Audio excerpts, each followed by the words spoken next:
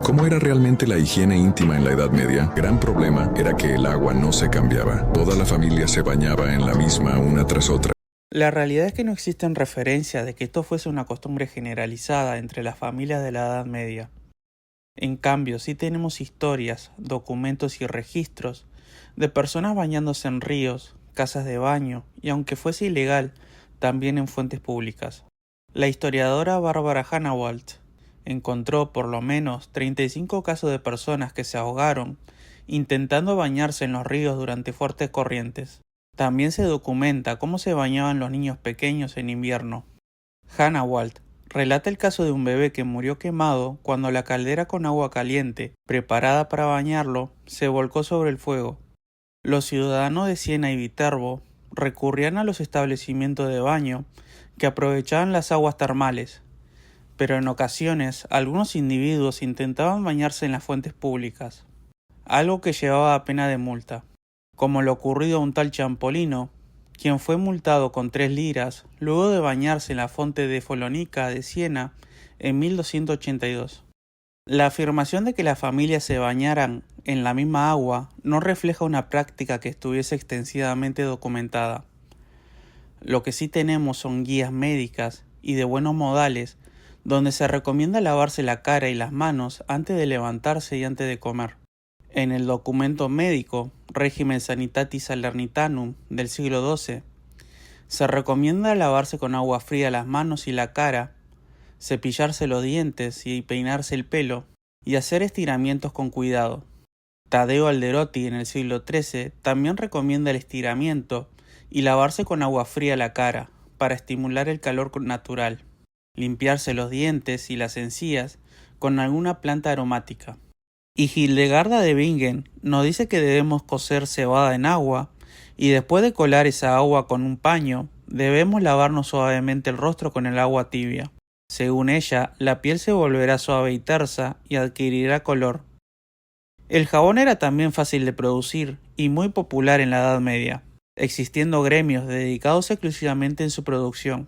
También se podía hacer en los hogares, ya que no era difícil, y era usado tanto para lavarse uno mismo como para lavar la ropa. Las personas, incluyendo las clases más humildes, lavaban su propia ropa. Hanawalt recoge 12 casos de muertes por ahogamiento de personas que intentaban lavar sus prendas en el río. Y lo peor, apenas se bañaban una vez al año. Sí, una vez al año. Tal como mencioné al principio, uno de los lugares donde las personas podían bañarse era una casa de baños, y estas eran muy populares en el periodo medieval, donde se documentaban, por ejemplo, 26 instalaciones en París que ofrecían baño de tina y de vapor en los registros de 1292.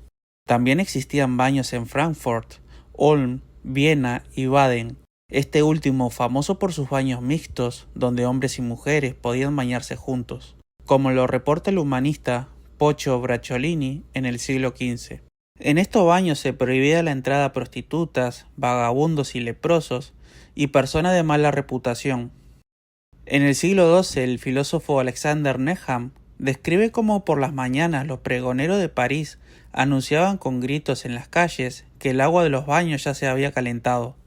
Es absurdo creer que solo se bañaran una vez al año, viendo la cantidad de documentación en registros municipales y las referencias literarias que existen sobre los baños como un pasatiempo.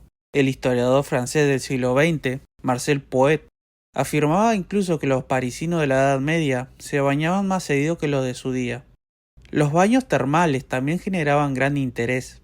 Las termas de Pozzuoli, a las afueras de Nápoles, era una atracción turística importante de la zona, principalmente por la fama de que sus aguas eran beneficiosas para la salud. El cronista Pedro de Éboli incluso les dedicaría un poema en el siglo XIII. La afirmación de que las personas se bañaran una vez al año en la Edad Media es simplemente falsa. La historiadora Fabiola Van Damme dice que el baño era recomendado tanto en enciclopedias como sermones y manuales médicos de la época. En cuanto al cabello, las mujeres solían lavarlo solo una vez al mes, usando un jabón altamente abrasivo, hecho a base de soda cáustica. Por raro que parezca, el pelo graso era símbolo de salud y vitalidad. No hay ni una referencia de que las mujeres lavaran su cabello una sola vez al mes, o que el pelo graso fuese señal de salud y vitalidad. Por el contrario, existen recetas para el cuidado del cabello.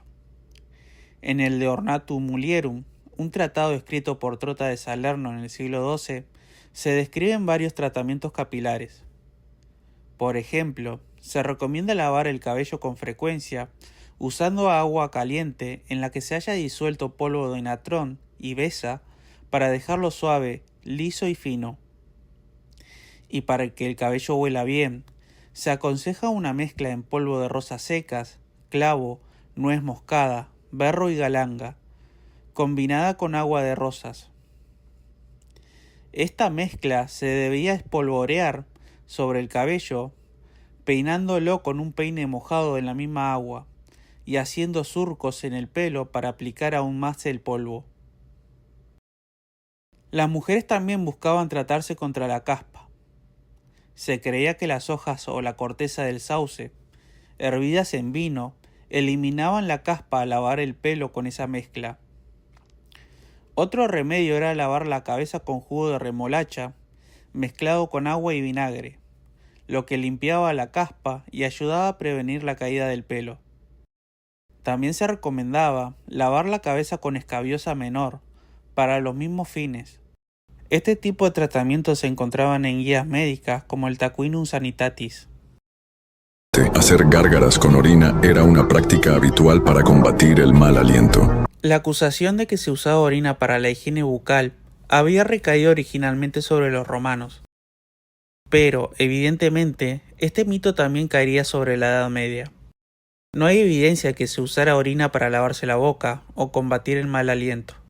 El origen del mito de que los romanos usaban orina para lavarse los dientes se encuentra en un poema de Catulo, quien en realidad se burlaba de la supuesta práctica que atribuía directamente a los celtíberos. Al igual que los tratamientos para el cabello, también existían recetas para la higiene bucal y el mal aliento. Hildegarda de Bingen, autora y mística del siglo XII, nos dice en su libro Física que cualquiera que tenga mal aliento debe cocer salvia en vino, colarla en un paño y beberla con frecuencia. También nos dice que quien desee tener dientes duros y sanos debe llevarse agua pura y fría a la boca por la mañana, al levantarse de la cama. Debe mantenerla un momento en la boca para que la mucosidad que rodea los dientes se ablande y el agua pueda limpiarlos. Si hace esto con frecuencia, la mucosidad no se acumulará y los dientes se mantendrán sanos.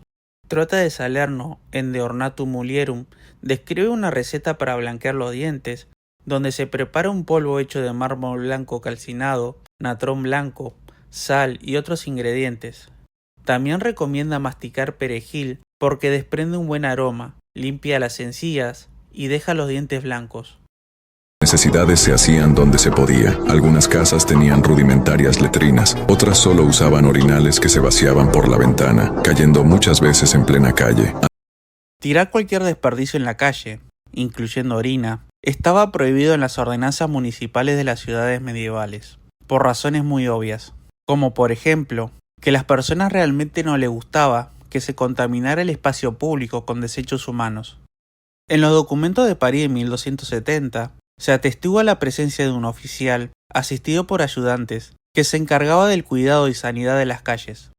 Los habitantes de la ciudad demuestran no estar acostumbrados a los malos olores cuando se quejaron de la presencia de un alfarero debido a los olores desagradables.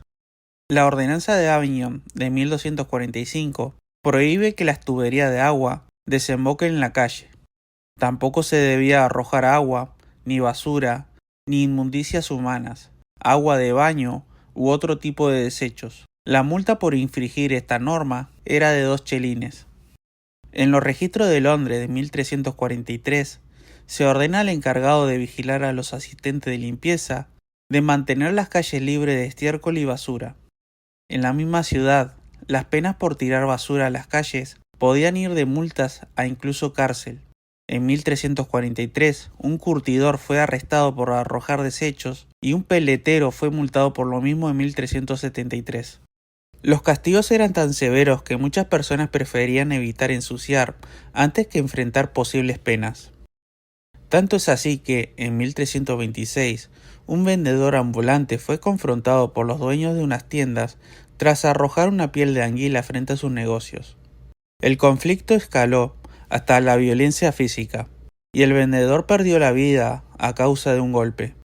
Es evidente que el saneamiento medieval de las ciudades no cumplía con los mismos estándares modernos de limpieza, pero es falso que las autoridades no intentaran controlar el cuidado del espacio público o que las personas estuvieran acostumbradas a vivir en la suciedad y a soportar malos olores. Ante semejante hedor, las novias llevaban ramos de flores junto al cuerpo para disimular el olor. Así nació una tradición que aún conservamos, aunque ya nadie recuerde el motivo original. Que las novias usaran el ramo de flores para ocultar el olor es una gran mentira. La tradición se remonta mucho antes de la Edad Media.